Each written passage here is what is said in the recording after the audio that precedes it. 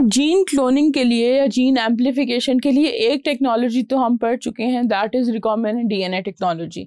जो दूसरी टेक्नोलॉजी हम यूज़ करते हैं for the amplification of gene, that is called a polymerase chain reaction, और शॉर्ट फॉर्म में हम यूजुअली इसे पीसीआर ही बोल रहे होते हैं। और पीसीआर जो है it's a fairly automated process है, उसमें हम डिज़ायर्ड चीज़ें ऐड कर देते हैं और वो हमें हमारा जीन जो है उसकी कॉपीज़ बना के दे देता है। तो इसमें हम देखेंगे कि पॉलीमरेज चेन रिएक्शन क्या होता है और वो किस तरह से परफॉर्म होता है और उसके अंदर हमें क्या क्या चीज़ें ऐड करनी पड़ती हैं। अब polymerase chain reaction is the technique which is used to amplify a single gene or a piece of DNA into thousands to millions of copies by means of in vitro replication process that is called polymerase chain reaction. अब in vitro reaction है, यानी in vitro का मतलब कि किसी भी living system से बाहर हो रहा है, सेल के अंदर नहीं हो रहा, सेल के बाहर हो रहा है। जो पिछला प्रोसेस था that was in vivo. In vivo मतलब कि हम उसमें जो एक्सप्रेशन सिस्टम यूज़ कर रहे हैं वो एक ऑर्गेनिज्म है।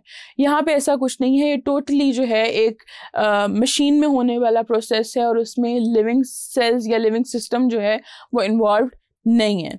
अब इस टेक्नोलॉजी के थ्रू, पीसीआर के थ्रू हम मिलियंस कॉपीज़ बना सकते हैं और बहुत ही शॉर्ट टाइम में बना सकते हैं। It has simplified this particular gene cloning, और हम उस डीएनए फ्रेगमेंट को बहुत आसानी के साथ मल्टीपल कॉपीज़ में जो है वो कर सकते हैं मल्टीप्लाई।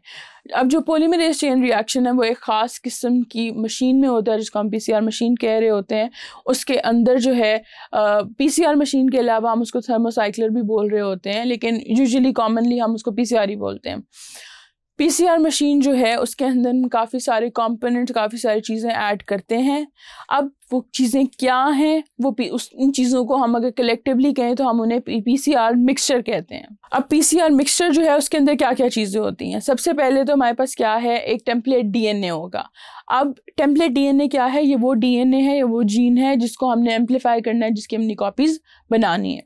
उसके बाद हम उसमें फ्री न्यूक्लियोटाइड्स ऐड करते हैं, हम डीऑक्सीराइबोन्यूक्लियोसाइड ट्राइफॉस्फेट्स यानी डीएनटीपीज ऐड करते हैं। डीएनटीपीज का मतलब ये है कि वी ऐड डीएटीपी, डीसीटीपी, मतलब जो 4 मेजर आपके न्यूक्लियोटाइड्स हैं वो ऐड आप कर देते हैं 4 बेसिस ATGC के हिसाब से, वो सारे के सारे आप ऐड कर देते हैं। साथ उसमें प्राइमर्स होते हैं। प्राइमर्स क्या हैं कि ये आपके जो डीएनए टेम्पलेट है उसके 3 प्राइम रीजन पे बाइंड हो रहा होता है, और ये इसलिए हम बाइंड करते हैं कि यहाँ पे एक ख़ास किस्म का एंजाइम है that is called tag polymerase, और टैग पॉलीमरेज ने बाइंड होना होता है तो उसकी बाइंडिंग साइट जो है वो हम प्राइमर के शक्ल में जो है उससे प्रोवाइड करते हैं। फिर टैग पॉलीमरेज जो है वो एक एंजाइम है जो कि हम एक बैक्टीरिया से हासिल करते हैं, नेचुरली थर्मस एक्वेटिकस से। और हम उसको क्यों यूज़ करते हैं? बिकॉज थर्मस एक्वेटिकस जो है वो एक्सट्रीमोफाइल है, वो हाईली जो हॉट स्प्रिंग्स हैं, जो हाईली हीटेड जोन्स हैं वहाँ पे सर्वाइव करता है। और जो टैग पॉलीमरेज है इसका भी जो सर्वाइविंग टेम्परेचर है that is around 98 degree Celsius, that means के बॉइलिंग टेम्परेचर पे सर्वाइव कर सकता है। इसलिए टैग पॉलीमरेज जो है वो एक सूटेबल एंजाइम है। अदरवाइज एंजाइम्स जो हैं इतने हाई टेम्परेचर के ऊपर जो है डीनेचर हो जाते हैं और वो काम नहीं करते। ये सारी चीज़ें हम कंबाइन कर देते हैं ख़ास किस्म के सूटेबल बफर में, और फिर क्या करते हैं कि सारे मिक्सचर को हम एक इंस्ट्रूमेंट में प्लेस कर देते हैं जिसको हम कहते हैं पीसीआर मशीन और थर्मोसाइक्लर। अब थर्मोसाइक्लर का काम ये है कि उसने टेम्परेचर को रेगुलेट करना है ड्यूरिंग डिफरेंट जो स्टेप्स हो रहे होते हैं, जो वेरियस साइकिल्स हो रहे होते हैं उसके दौरान डिफरेंट टेम्परेचर चाहिए होते हैं, तो वो डिफरेंट टेम्परेचर्स जो हैं वो ये मशीन कंट्रोल कर रही होती है। अब जो एक पूरा पीसीआर साइकिल है उसके 3 स्टेप्स होते हैं, यानी कि जब हम जो भी हमने डीएनए ऐड किया है उससे एक से नेक्स्ट कॉपी जो बनती है वो उसका एक साइकिल है, उसको 3 स्टेप्स में डिवाइड किया हुआ है। We have denaturation, we have primary annealing and we have extension और पॉलीमराइजेशन। और हर स्टेप के लिए हमारे पास डिफरेंट किस्म का एक स्पेसिफिक टेम्परेचर है जो हमें चाहिए होता है। इसके अलावा जो टाइम ड्यूरेशन है, टेम्परेचर है, और जो सीक्वेंस है स्टेप्स का कि किस तरह से होने हैं, कितनी देर के लिए होने हैं, कितने टेम्परेचर पे होने हैं, ये सारी चीज़ें जो इन्फॉर्मेशन है हम अपने रिएक्शन के हिसाब से थर्मोसाइक्लर पे एंटर कर देते हैं। ये सारा प्रोग्राम उसमें मौजूद होता है, हमने बस डिजिट्स ऐड करने होते हैं, वो करके हम उसको रन कर देते हैं और वो साइकिल्स कंटिन्यू होना शुरू हो जाते हैं। अब बेसिकली ये पूरा साइकिल होता कैसे है वो अब हम देखेंगे वन बाय वन। तो सबसे पहले जैसे हमने बात की कि हमने एक PCR मिक्सचर बनाया था, उसमें सारी चीज़ें मौजूद हैं, हमारा टेम्पलेट है, DNA प्राइमर है, न्यूक्लियोटाइड्स हैं, टैग पॉलीमरेज है, ये सारी चीज़ें जो हैं ये ऐड कर दी। उसके बाद जो पहला स्टेप होगा जो इस पूरे साइकिल में, दैट वुड बी डीनेचुरेशन। अब डीनेचुरेशन जो है ये हम 94 डिग्री सेल्सियस पे करते हैं 1 मिनट के लिए, और हमारा जो टेम्पलेट है इस प्रोसीजर में that is heated to 94 degree Celsius, और वो 1 मिनट के लिए हम उसको हीट करते हैं। हम हीट इसलिए करते हैं कि उस टाइम पे DNA कम्प्लीटली डीनेचर हो जाए। डीनेचर होने का ये मतलब है कि जो डबल स्टैंडर्ड DNA है वो सिंगल स्टैंडर्ड DNA में कन्वर्ट हो जाए, यानी उसके दोनों जो स्ट्रैंड्स हैं जो एक दूसरे के साथ जुड़े हुए हैं वो एक दूसरे से सेपरेट हो जाएं। अब ईच जो हमने प्रोवाइड किया है स्ट्रैंड, वो एक टेम्पलेट के तौर पे एक्ट कर रहा होता है, और फर्दर उसके साथ नेक्स्ट स्टेप में ये होता है कि हमारा जो प्राइमर है वो आके बाइंड करता है उन्हीं DNA स्ट्रैंड्स के साथ। अब उसको हम कहते हैं एनीलिंग। एनीलिंग होती है 54 डिग्री सेल्सियस पे फॉर 2 मिनट्स। अब यहाँ पे इसको हम प्राइमर एनीलिंग भी कह रहे होते हैं। 2 प्राइमर्स हैं, फॉरवर्ड प्राइमर भी होता है, रिवर्स प्राइमर भी होता है। फॉरवर्ड रिवर्स का मतलब है कि 2 डिफरेंट स्टैंड्स के 2 डिफरेंट साइड्स पे अटैच हो रहा होता है, इसलिए एक फॉरवर्ड है एक रिवर्स है। अब वो एनील होता है हमारे सिंगल स्टैंडर्ड DNA के साथ।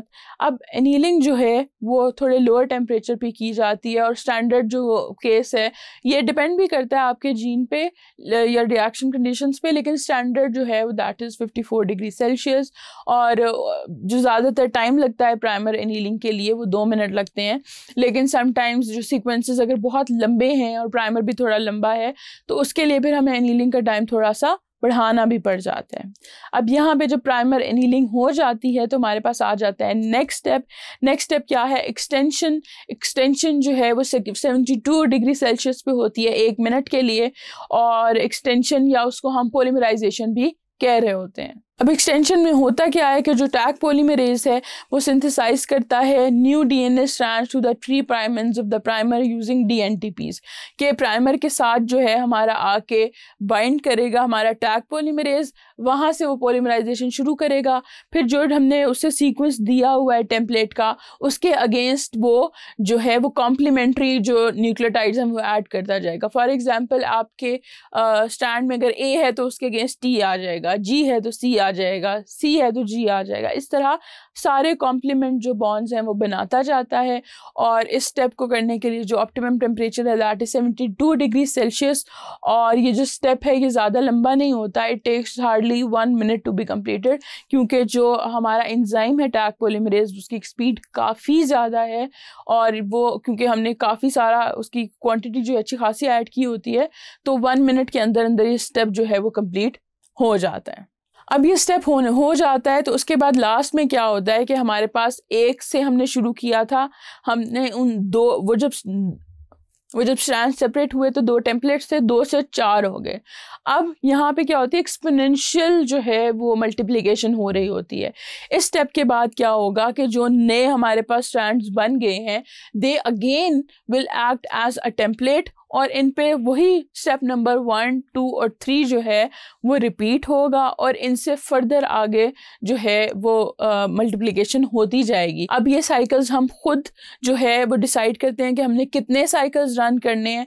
साइकिल्स जो हैं वो हम इस हिसाब से रन करते हैं कि जितनी क्वांटिटी हमें चाहिए होती है एंड पे DNA की। एक साइकिल में एक्सपोनेंशियल हुआ, जितना आपने ऐड किया तो उससे डबल हो गया, उससे डबल से आगे फिर 4 टाइम्स हो जाएगा, फिर 8 टाइम्स हो जाएगा। तो इस तरह ये एक्सपोनेंशियल जो है मल्टीप्लिकेशन हो रही होती है आपके टेम्पलेट DNA की।